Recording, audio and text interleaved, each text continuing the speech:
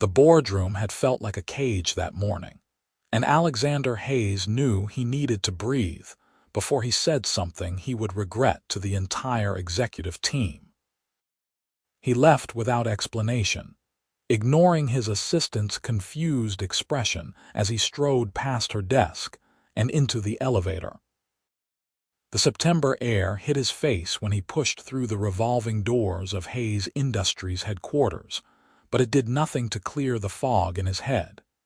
His phone buzzed incessantly in his pocket. He turned it off completely, something he had not done in perhaps 5 years. The park was 2 blocks away, a small green space wedged between corporate towers and luxury condominiums. Alexander had passed it 1,000 times in his town car, but had never actually walked through it. His Italian leather shoes crunched against the gravel path as he made his way deeper into the trees, away from the street noise. He found a bench facing a small pond where ducks paddled lazily across the surface. He sat down heavily, elbows on his knees, and pressed his palms against his eyes. 34 years old, and he ran a manufacturing empire worth $800 million that his father had built and his grandfather before that. He had everything anyone could want. He also had a tension headache that had lasted 3 weeks, a board of directors questioning his every decision, and the distinct feeling that he was drowning in obligations he had never chosen. "You look like you could use a friend," a voice said beside him. Alexander jerked his head up. A woman stood near the end of the bench, holding a paper bag that smelled like fresh bread. She had curly brown hair pulled back in a messy bun, paint smudges on her jeans, and the most disarmingly kind smile he had ever seen. She could not have been more than 30, with bright hazel eyes that seemed to actually see him rather than see through him the way most people did. "Sorry," she said quickly, holding up one hand. "That probably sounded weird. I just noticed you looked like you were having a rough day, and I happened to have an extra sandwich." She lifted the bag slightly. "I always buy 2 from the deli because I can never decide what I want, and then I end up only eating one." Alexander stared at her. When was the last time a stranger had offered him anything without wanting something in return? "I'm fine," he said automatically. She tilted her head, studying him with an expression that was curious rather than intrusive. "Okay, but the offer stands. I'm Maya, by the way. I come here most days to feed the ducks, even though the signs say not to." She gestured to a posted notice on a nearby tree. "I use the healthy stuff, though, oats and frozen peas." The ducks seemed to appreciate it. Despite himself, Alexander felt the corner of his mouth twitch. "That's very rebellious of you."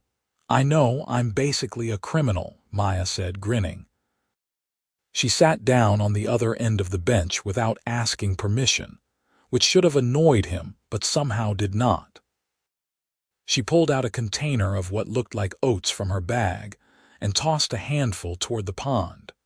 3 ducks immediately waddled over, quacking enthusiastically. They sat in silence for a few minutes.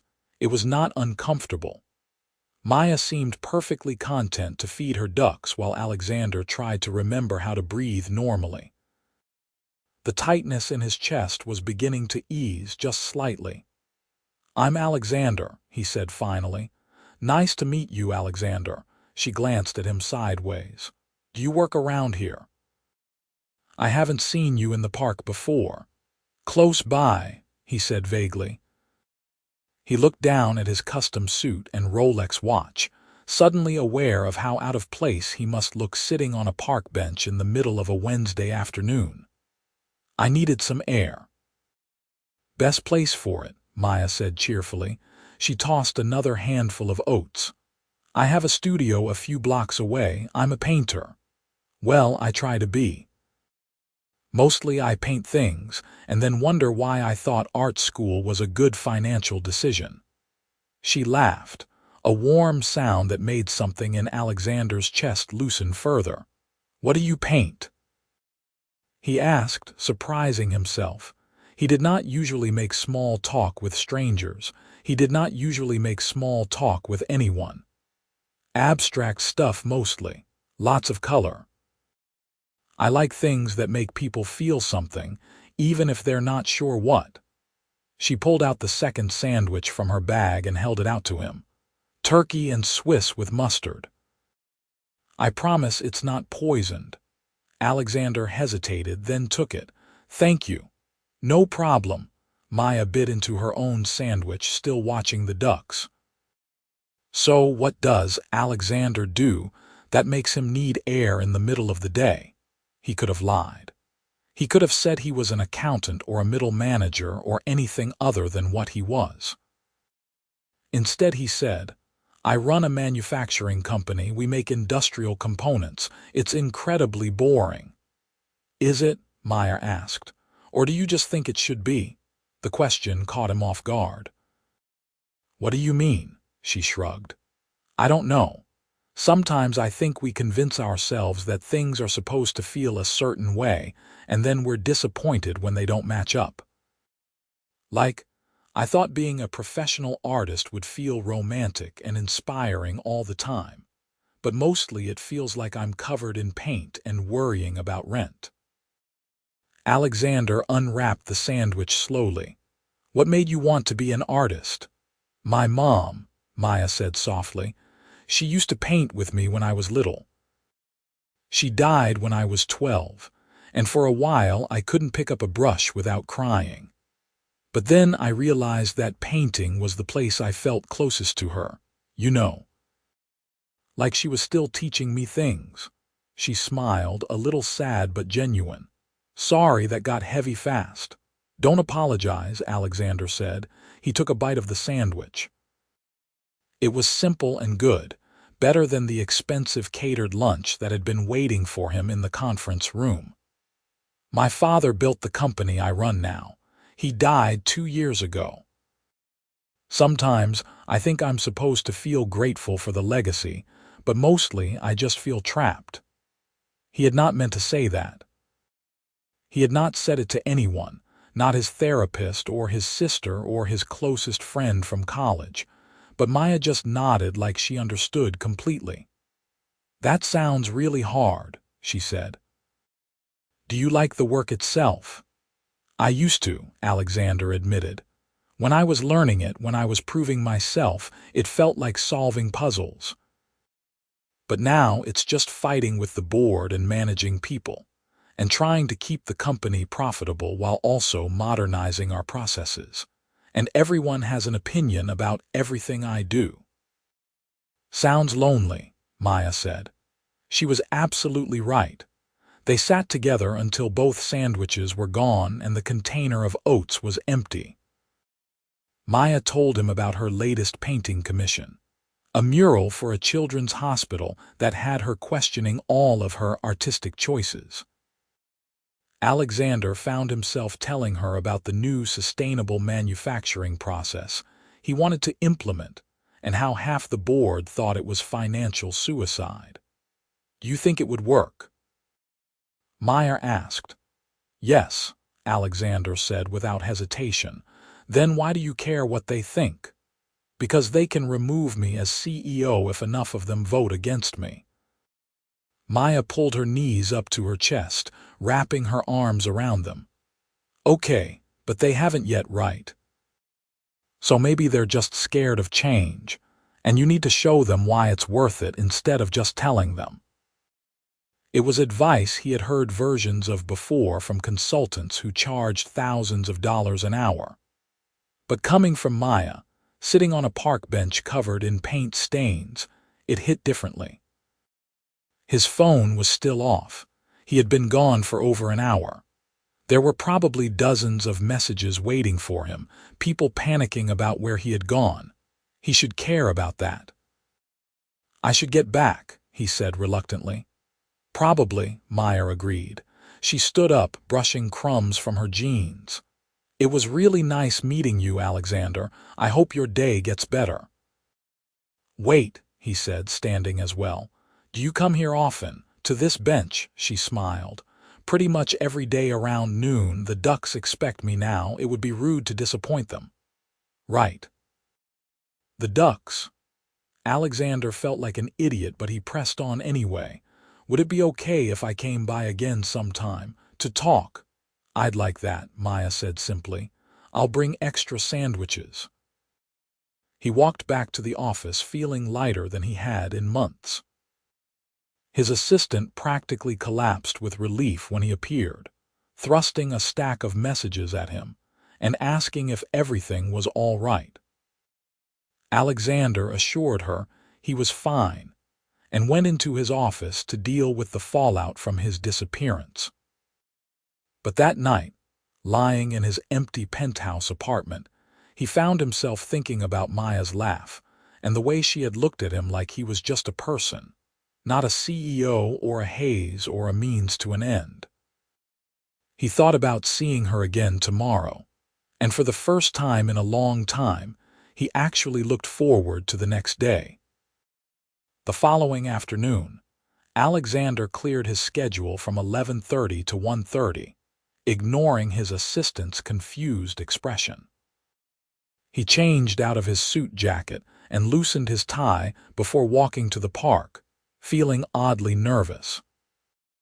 Maya was already there, sitting on the same bench with her bag of sandwiches and container of oats. She waved when she saw him approaching. "You came back," she said, looking genuinely pleased. "I said I would." Alexander sat down beside her, maintaining a respectful distance. "Yeah, but people say lots of things." Maya handed him a wrapped sandwich. "Roast beef today, I'm branching out." They fell into conversation easily. Maya asked him about his morning, and Alexander found himself describing the ridiculous argument he had mediated between two department heads over office supply budgets. She laughed in all the right places and offered commentary that was both sympathetic and gently mocking. "You're the CEO and you have to care about staplers?" she asked incredulously. "Apparently, everything requires my input," Alexander said dryly. "I'm starting to think they don't actually need me to make decisions. They just need someone to blame when things go wrong." "That's definitely part of it," Maya agreed. She tossed some oats to the ducks. "But I bet they also want to feel like you're paying attention. My art teacher in college was like that. She would make us present every single sketch for approval, even the terrible ones. I thought it was micromanaging, but then I realized she was teaching us to defend our choices and think critically about our work." Alexander considered that. "So you think I should keep weighing in on office supplies?" "God, no, delegate that nonsense," Maya said, grinning. "But maybe figure out which things actually matter to you and focus your energy there. Let the other stuff go." It was good advice. It was also nearly impossible to implement given the structure of his company, but Alexander appreciated it nonetheless. "What about you?" he asked. "How's the mural coming?" Maya groaned. "I painted over the whole thing yesterday and started fresh. The first version was too safe. Kids don't need safe. They need exciting and weird and colorful." "What changed your mind?" "I actually went to the hospital and talked to some of the kids," Maya said. "Asked them what they would want to see on their wall. This one little girl told me she wanted dragons and ice cream cones and her dog all in the same picture, so that's what I'm painting." Alexander smiled. "That sounds chaotic." "It really is. But it's also kind of perfect." Maya looked at him, her eyes warm. "You should come see it sometime if you want. The hospital is pretty close to here." "I'd like that," Alexander said, meaning it. They met at the park bench every day that week.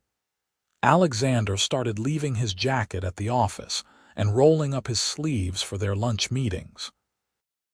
Maya brought different sandwiches and told him stories about her latest artistic disasters. He told her about the business challenges he was facing, and she listened without judgment, offering perspectives he had never considered. On Friday, Maya mentioned that she had to go to an art supply store after lunch and asked if he wanted to come along. Alexander said yes, without thinking about the fact that he had a 2 o'clock meeting with investors. The art supply store was overwhelming in the best way, packed floor to ceiling with paints and brushes and canvases. Maya navigated it like she lived there, pointing out her favorite brands and explaining the differences between various types of mediums. Alexander followed her, genuinely fascinated by her enthusiasm. "Okay, this is going to sound crazy," Maya said, stopping in front of a display of acrylic paints, "but I think you should paint something."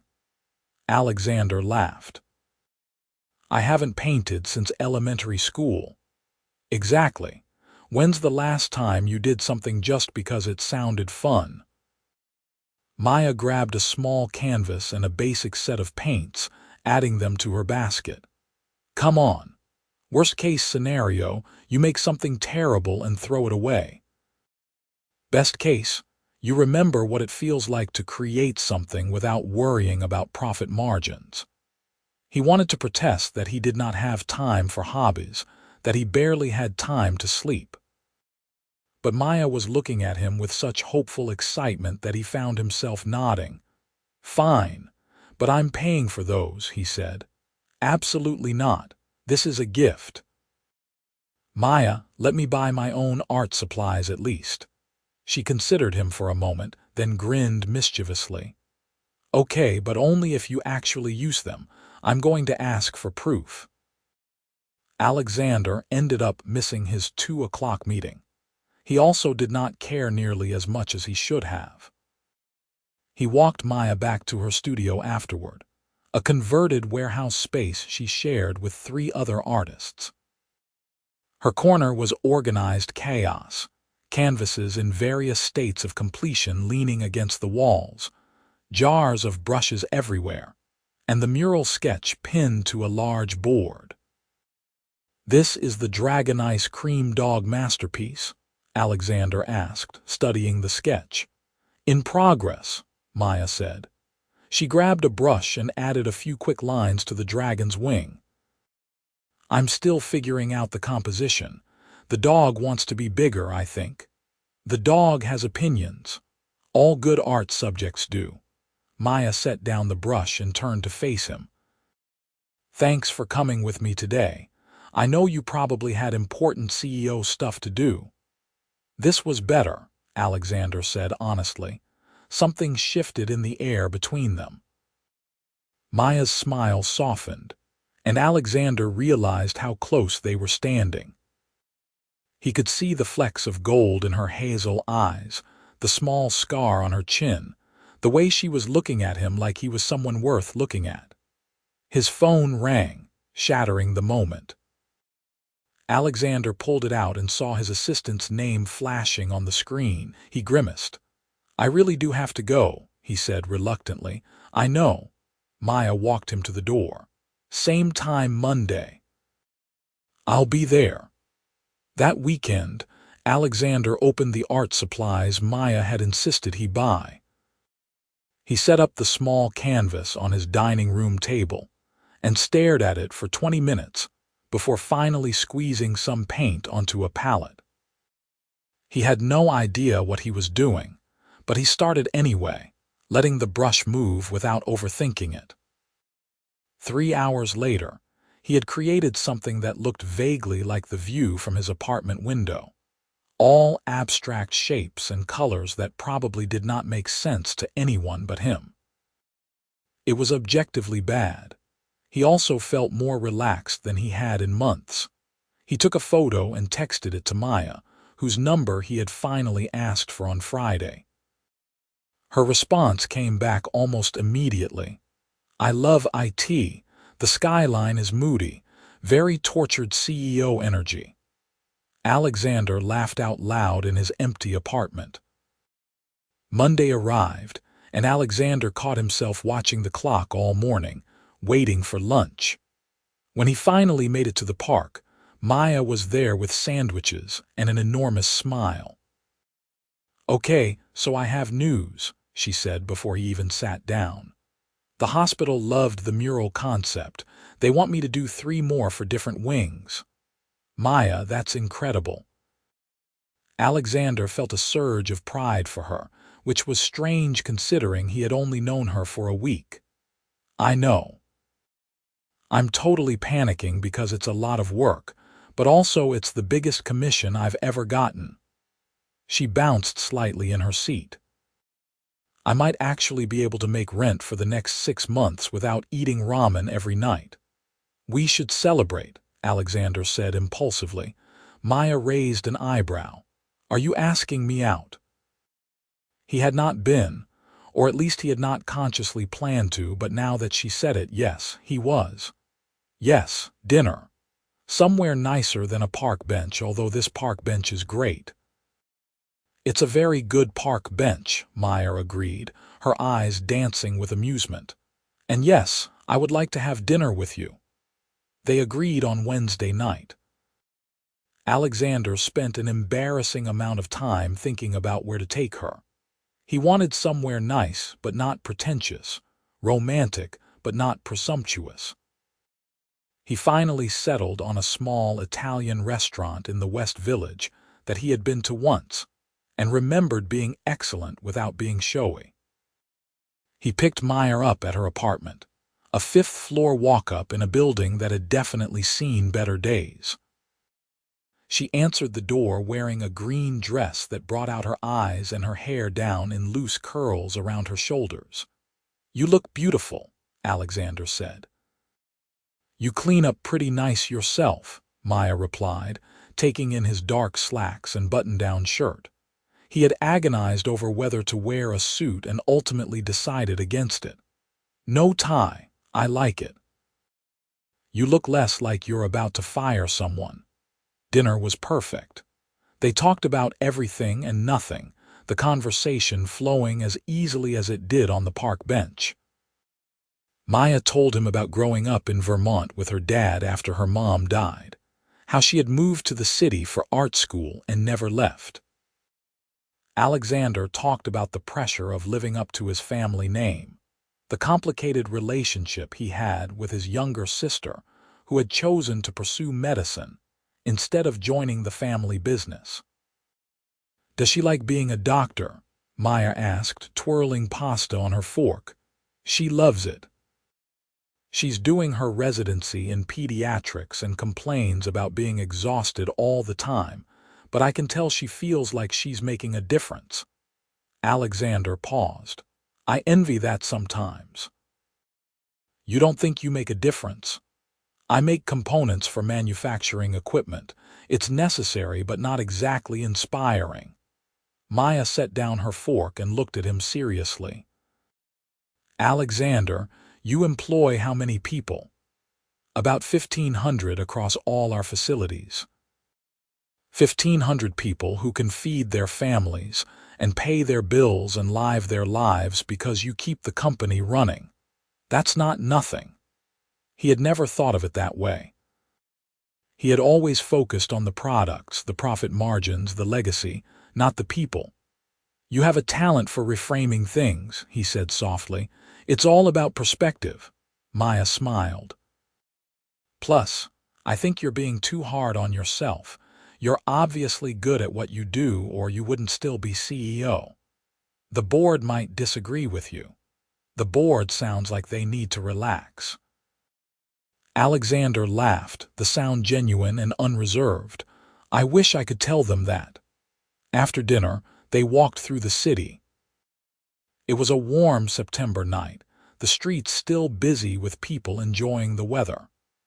Maya slipped her hand into his, and Alexander felt his heart rate pick up.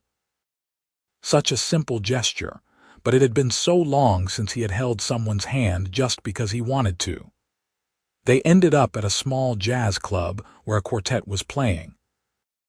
They found seats at a tiny table in the back and listened to the music, Maya's head eventually coming to rest on his shoulder. Alexander could not remember the last time he had felt this content. "I'm really glad I met you," Maya said quietly, her voice barely audible over the saxophone. "So am I," Alexander replied. He pressed a kiss to the top of her head, breathing in the scent of her shampoo, something floral and sweet. When he took her home that night, they stood in the hallway outside her apartment, neither wanting to say goodbye.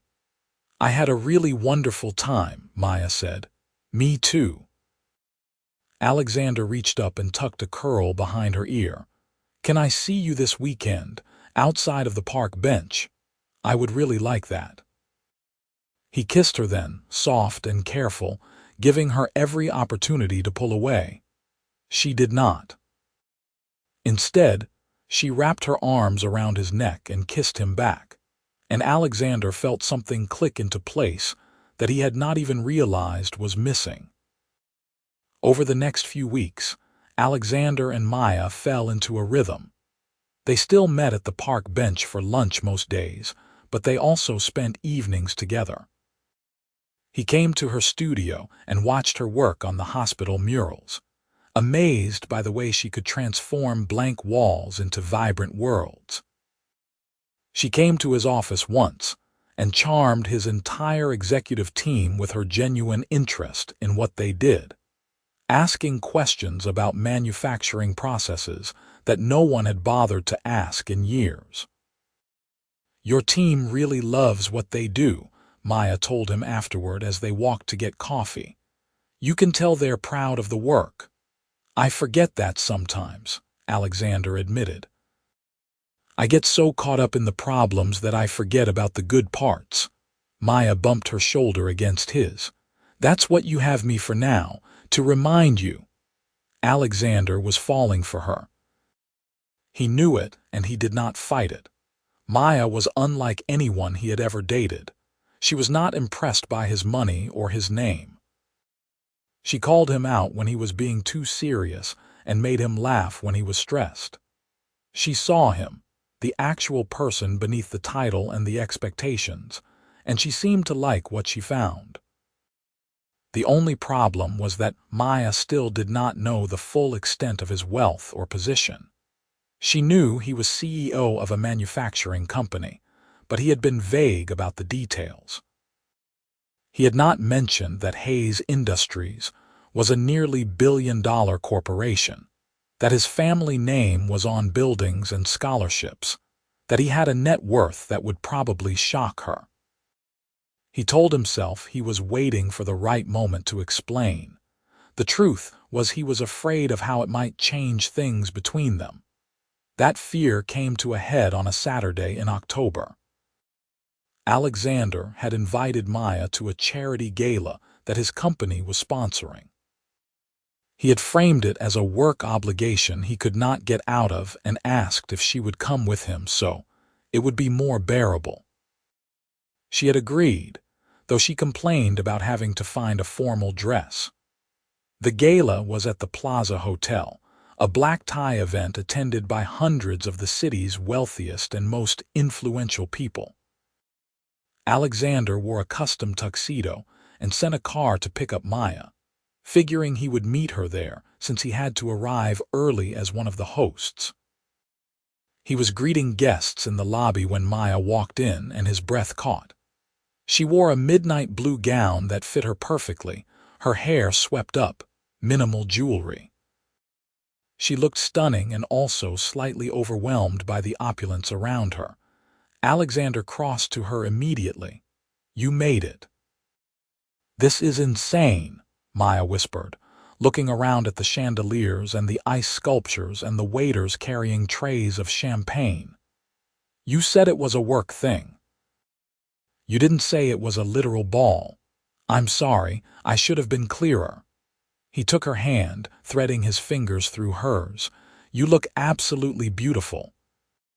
She smiled, some of the tension leaving her shoulders. You look pretty good yourself, very James Bond. They had barely made it into the ballroom when people started approaching Alexander, greeting him with the kind of deference that made his position very clear. Maya's hand tightened on his as a woman in diamonds addressed him as Mr. Hayes and thanked him for his generous donation to the Children's Fund. How generous are we talking? Maya asked when the woman moved away. 200,000, Alexander said quietly. It's for a good cause. Maya's eyes widened. Alexander, that's more than most people make in 5 years. I know, the company can afford it. Right, the company. Maya was looking at him differently now, putting pieces together. What exactly does your company do again, and how big is it? Alexander led her to a quiet corner near the windows overlooking Central Park. Hayes Industries manufactures precision components for industrial machinery. We have facilities in 7 states and contracts with major corporations worldwide. The company is worth approximately $800 million, and I own controlling interest. Maya stared at him. 800 million. Yes. And you didn't think to mention this before. I was going to, Alexander said. I just didn't know how to bring it up without it sounding like I was bragging or making it into a bigger deal than it needed to be. Alexander, it is a big deal. Maya pulled her hand free, wrapping her arms around herself. I've been complaining to you about my rent and eating ramen and worrying about paying for art supplies. Meanwhile, you're donating hundreds of thousands of dollars like it's nothing. It's not nothing, and I never thought less of you for worrying about money. If anything, I admire how you've built your career from scratch without anyone's help. He wanted to reach for her but held back. The money doesn't change who I am. Doesn't it, though? Maya looked around the ballroom at the designer gowns and the excessive displays of wealth. This is your world. I don't fit here. You fit with me, Alexander said firmly. Everything else is just details. Before Maya could respond, a photographer approached and asked to get a picture of Alexander for the society pages. He reluctantly agreed, putting his arm around Maya's waist. She smiled for the camera, but it did not reach her eyes. The rest of the evening was strained. Maya was polite to everyone they met, but Alexander could feel her pulling away. When he finally got her alone near the end of the night, she said she was tired and wanted to go home. Let me take you, Alexander said. I'll get a cab. Maya, please, can we talk about this? She looked at him, her expression sad. I don't know what to say right now. I need to think. Alexander had his driver take her home, despite her protests. He stayed at the gala for another hour, fulfilling his obligations and hating every minute of it. All he wanted was to go after Maya and fix whatever he had broken. He texted her when he finally left. I'm sorry, can I see you tomorrow? Her response came an hour later. I need a few days. Those few days were torture. Alexander threw himself into work, but nothing held his attention. He went to the park bench at lunch, hoping Maya might show up, but she never did. The ducks seemed disappointed, and so was he. His sister called him on Wednesday, having seen his picture with Maya in the society pages of some magazine. So you have a girlfriend and you didn't tell me? Emily demanded. I don't know if I do anymore, Alexander said tiredly. He was in his office, staring at a budget report he had read 3 times without absorbing any of it. What happened? He explained the whole situation, from meeting Maya at the park to the gala disaster. Emily listened without interrupting. You're an idiot, she said when he finished. Thanks, that's helpful. No, I mean you're an idiot for not telling her sooner. Of course she felt blindsided. You let her think you were just some regular CEO, not Alexander Hayes of the Hayes Industries, Hayes family. I didn't want the money to matter. But it does matter, Alex. Not because it changes who you are, but because it's a huge part of your life and you kept it from her. That's the problem. Alexander rubbed his eyes. So what do I do? You grovel, you explain, and you prove to her that you're still the same guy she met on the park bench, just with a bigger bank account. It was good advice. Alexander just had to figure out how to implement it. He decided to give Maya the space she asked for, but on Sunday, he could not take it anymore. He showed up at her studio in jeans and an old college sweatshirt, carrying a bag from the deli where she bought her sandwiches. Maya answered the door in paint-splattered overalls, her hair in a messy bun. She looked beautiful and exhausted. "Hi," Alexander said. "I brought sandwiches. And oats for the ducks, if you want to go to the park." Maya sighed but opened the door wider to let him in. "You can't just buy your way back into my good graces with deli sandwiches." "I know. But I was hoping we could talk, and you're more likely to listen if you're eating." Despite herself, Maya smiled a little. "That's fair." They sat on the floor of her studio, the sandwiches between them. Alexander took a breath and started talking. "I should have told you about the money from the beginning. You're right that it was wrong of me to keep it from you. The truth is, I liked that you didn't know. Everyone in my life either wants something from me or expects something from me because of who I am and what I have. But you just wanted to be my friend. You saw me as just a person who looked like he needed someone to talk to. I didn't want to lose that." Maya was quiet for a moment, picking at her sandwich. "I get that. I do. But Alexander, you have to understand how it felt to walk into that gala and realize that the guy I've been dating is basically royalty in the business world. I felt like an idiot." "You're not an idiot. If anything, I'm the idiot for thinking I could keep something that big from you." He shifted closer. "Maya, the money is real. The company is real.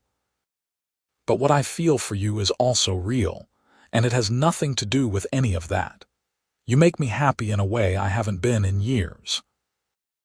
You remind me that there's more to life than board meetings and profit margins. I don't want to lose you over something as stupid as a bank account." "It's not just the bank account, though," Maya said quietly. "It's the lifestyle, the galas and the society pages and people treating you like you're special because of your last name. That's not my world.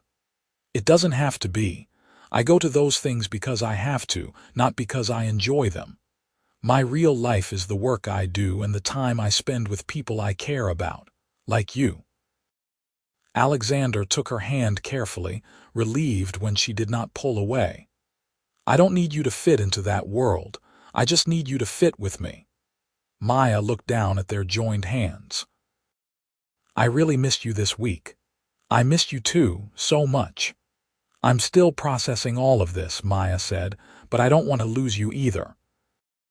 You're the first person in a long time who makes me feel like I don't have to be anyone other than who I am." "Then we figure it out together," Alexander said. "No more secrets, I promise." Maya leaned forward and kissed him, soft and tentative. Alexander cupped her face in his hands, kissing her back with all the relief and emotion he had been holding in for the past week. When they finally pulled apart, Maya rested her forehead against his. "Okay, but you're feeding the ducks with me right now. They've been asking about you." "The ducks have been asking about me. They're very concerned. You're a hit with the waterfowl community." They went to the park, back to their bench, and fed the ducks together.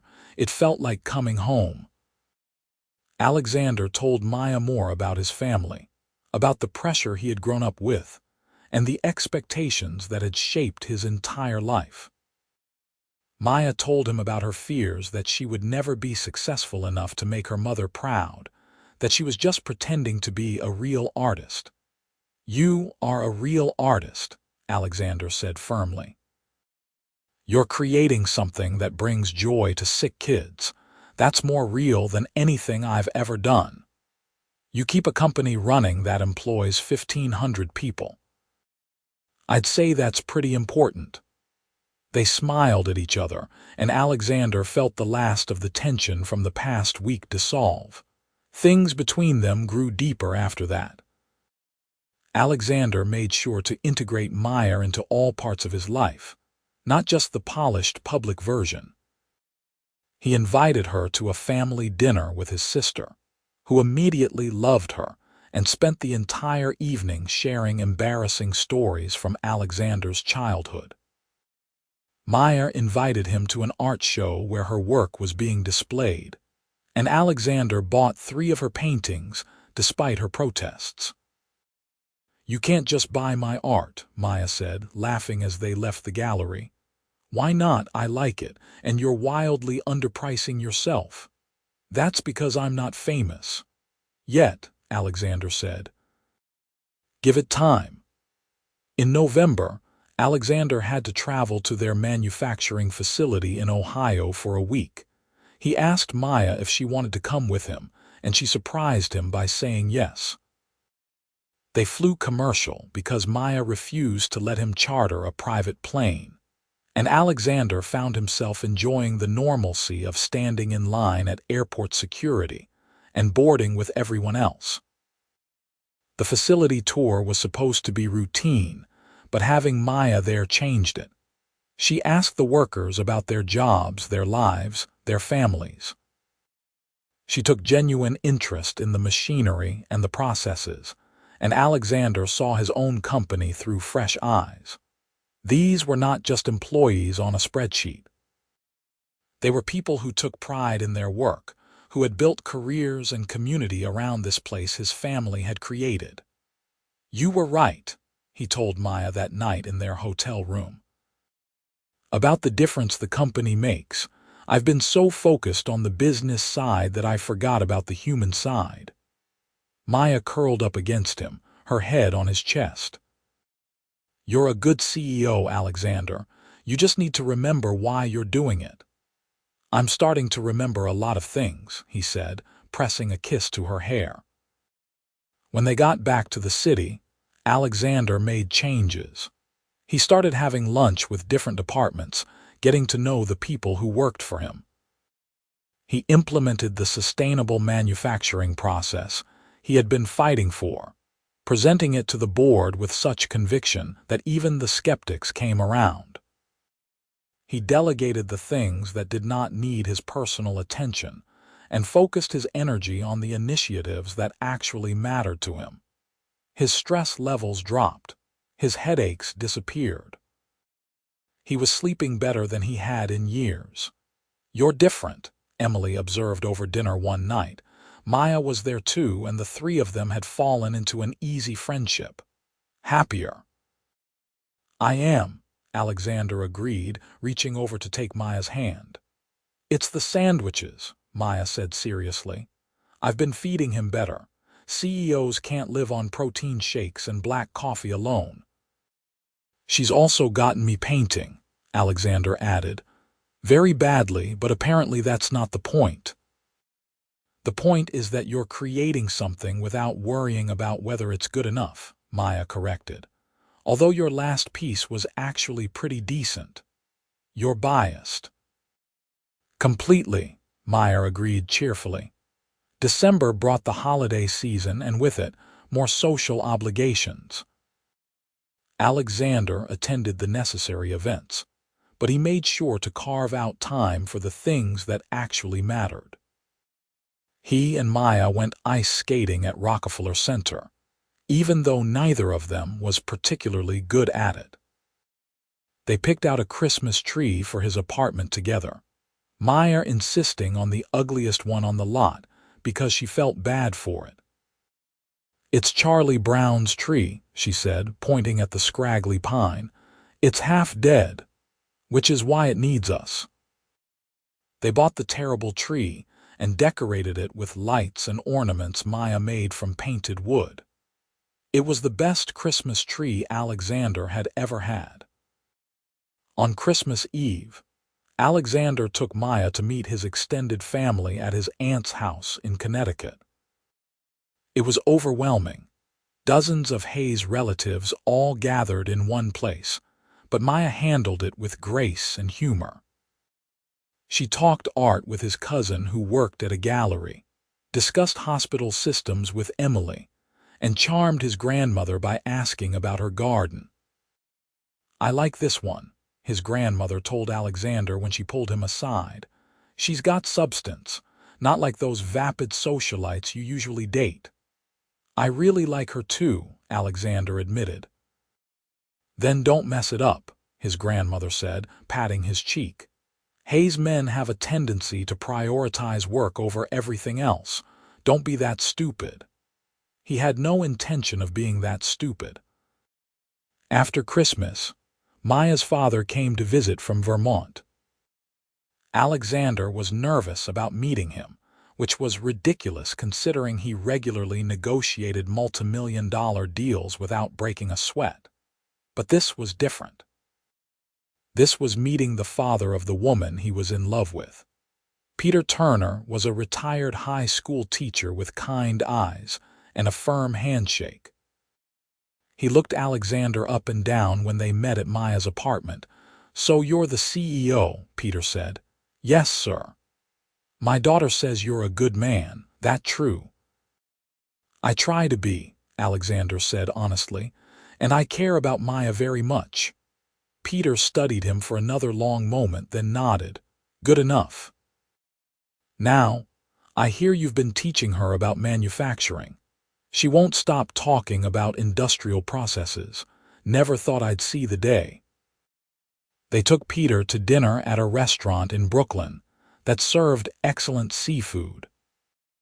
Alexander learned that Maya had inherited her kindness from her father, her creativity from her mother, and her stubbornness from both. Peter told stories about Maya as a child, covered in paint and determined to make masterpieces out of anything she could find. "Her mother would have loved seeing her doing what she's doing now," Peter said, his voice thick with emotion. "The murals especially.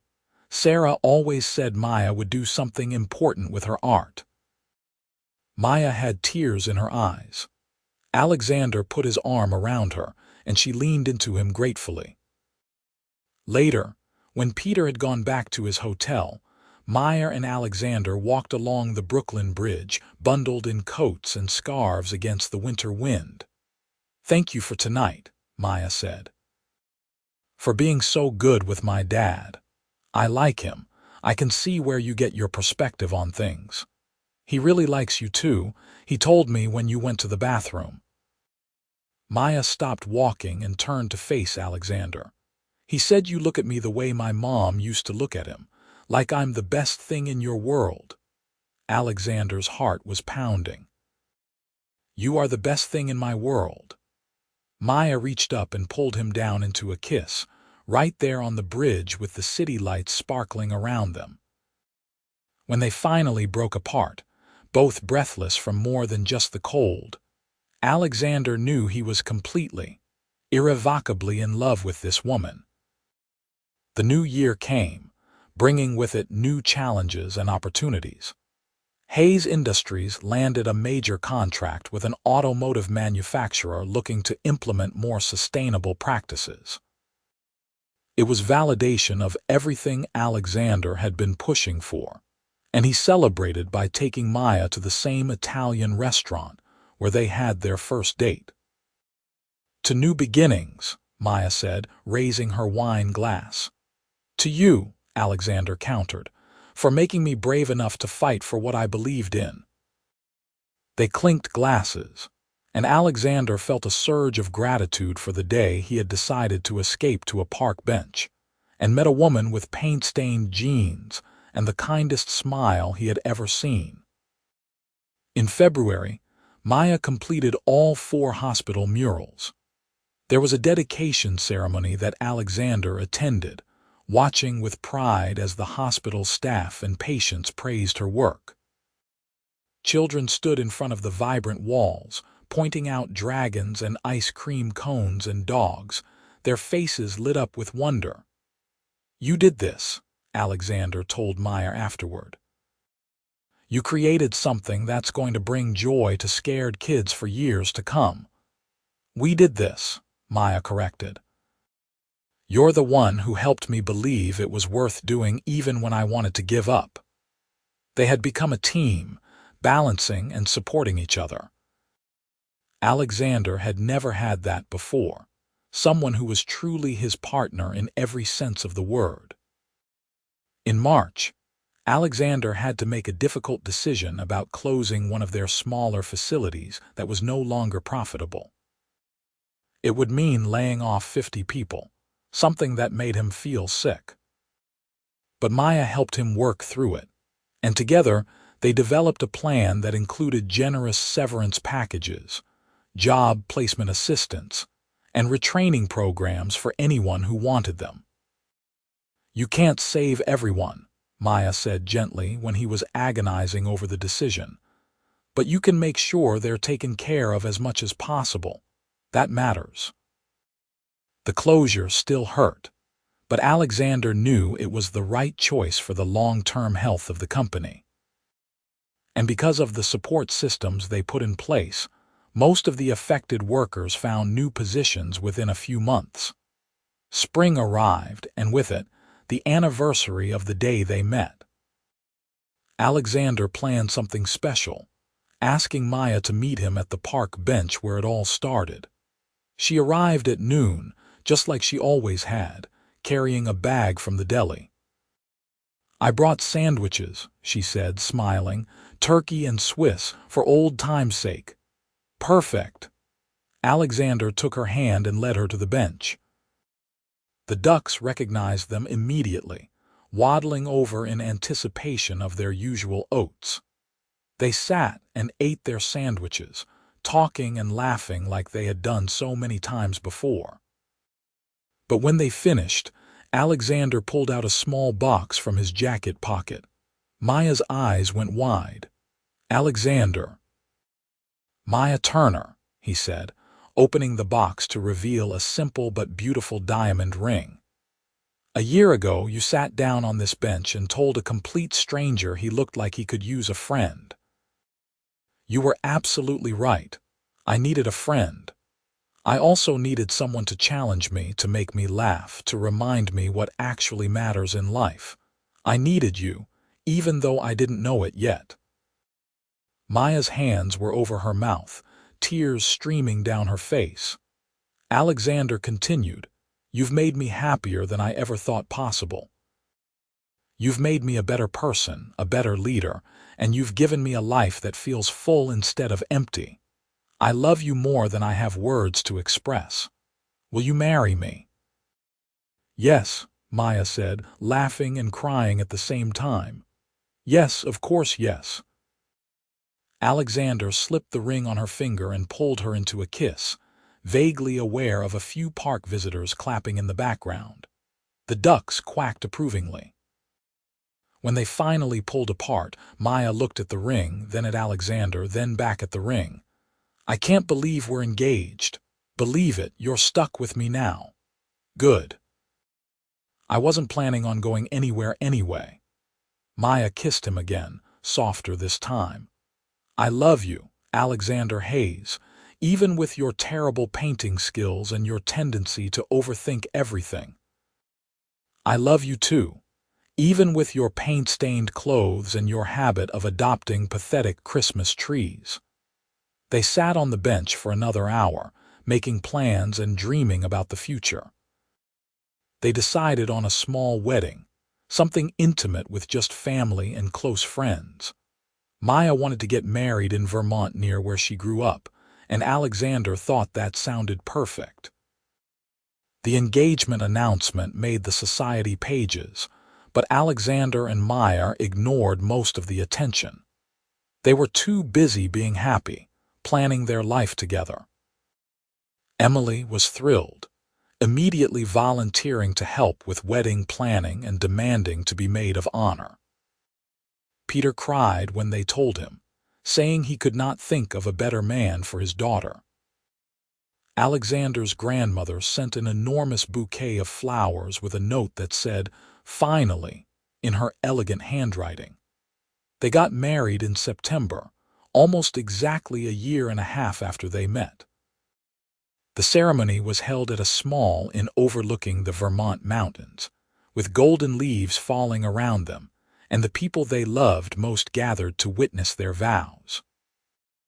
Maya wore a simple lace dress and carried wildflowers. Alexander wore a dark suit and could not stop smiling.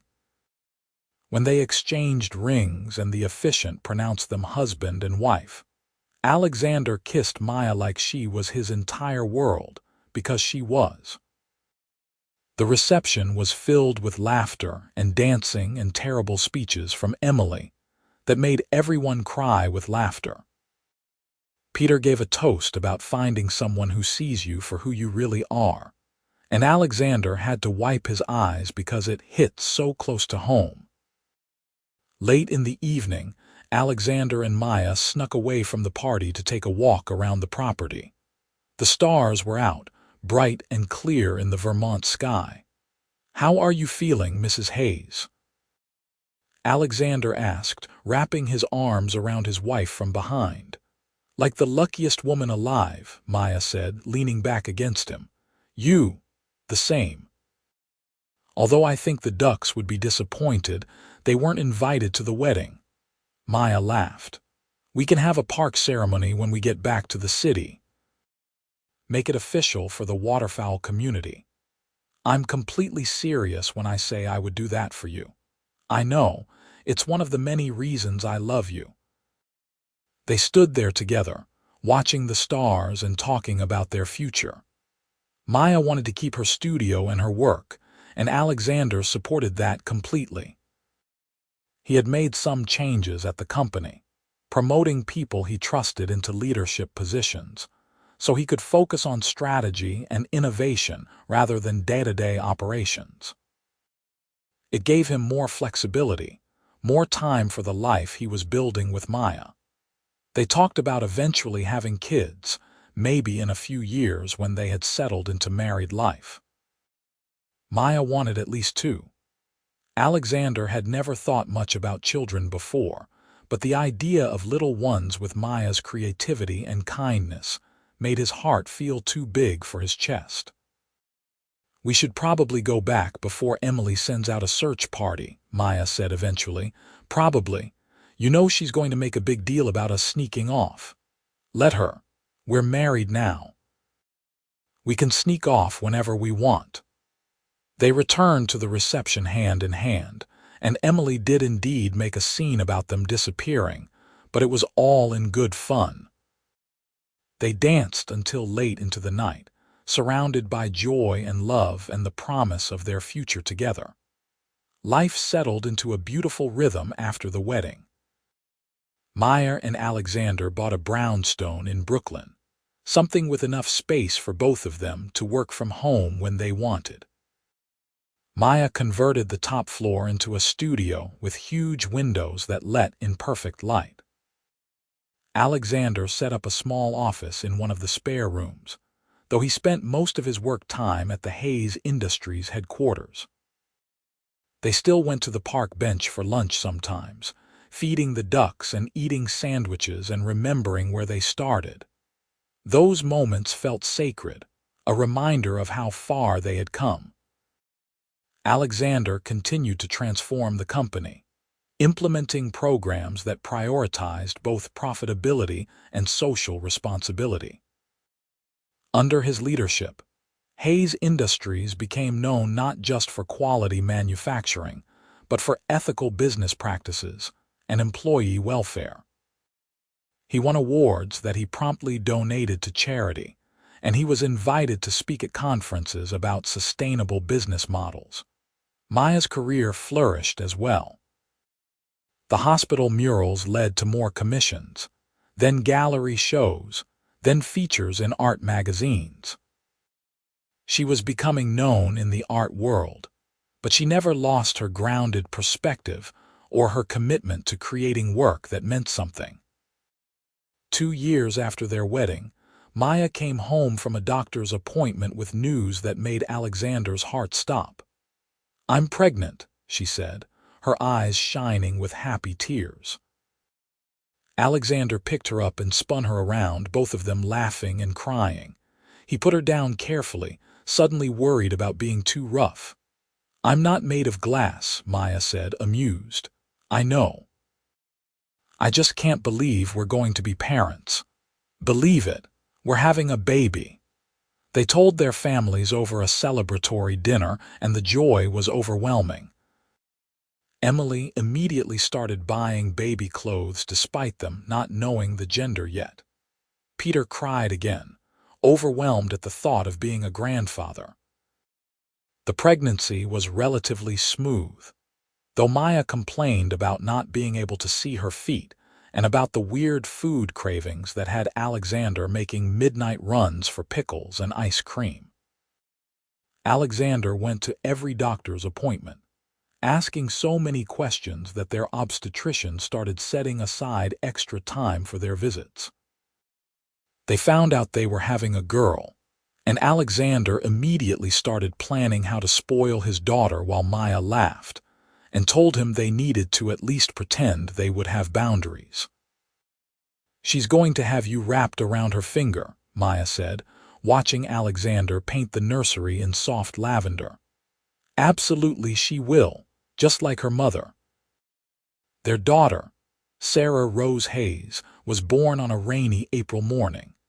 She came into the world screaming with a shock of dark hair and eyes that would eventually turn hazel like her mother's. Alexander held her for the first time and felt his entire world shift on its axis. "She's perfect," he whispered, tears streaming down his face. "She really is," Maya agreed, exhausted but radiant. Fatherhood transformed Alexander in ways he had not expected. He cut back his hours at work even further, wanting to be present for every moment of Sarah's early days. He changed diapers and walked the floors at night when she could not sleep, and learned how to function on minimal sleep. He loved every second of it. Maya took to motherhood beautifully, though she admitted it was harder than she had expected. They supported each other through the difficult newborn phase, trading off night duties and naps, and somehow managing to keep both their careers and their sanity intact. Sarah grew into a curious, energetic toddler who loved colors and ducks, and following her mother around the studio. Alexander would come home from work to find both his girls covered in paint, creating masterpieces on giant sheets of paper spread across the floor. "We're teaching her early," Maya explained, paint in her hair. "She's 2, Alexander said, amused. "Never too early to appreciate art." When Sarah was 3, they had a son. James Peter Hayes was calmer than his sister, content to watch the world with serious eyes. Alexander loved having both of them, loved the chaos and noise, and the way his once-empty penthouse life had transformed into something full and messy and real. The years passed in a blur of school plays and art shows and company milestones.